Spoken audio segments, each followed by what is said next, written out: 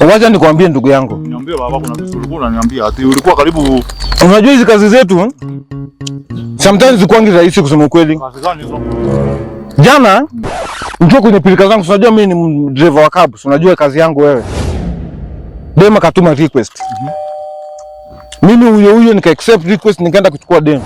Thank you. Dema kaniambia yeye ako sawa na ako ready ni mbebe. Nikamwambia ingia ndani. Anaingia wapi? Anaingia kwa gari yangu.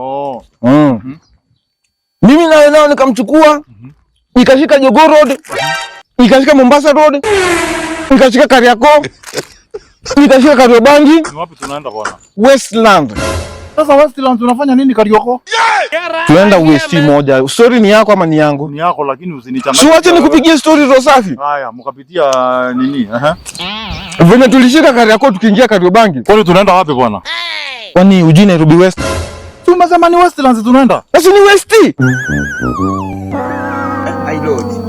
I wonder. Vile tulifika hapo hivyo sasa. Wacha kunikausa matako bwana. Story ni yangu ama ni yako? Ni yako, lakini hata basi usikize story. Unanipigisha raundi sana. Bando kuna huyu msichana kwa gari. Ako hapo nyuma yangu. Ananipigia tu story tukienda. Na usiseme mlipita Githurai. Githurai tulipita kitambo. Githurai 44. Githurai 44 tulipita tukienda Kahawa West. It is what it is.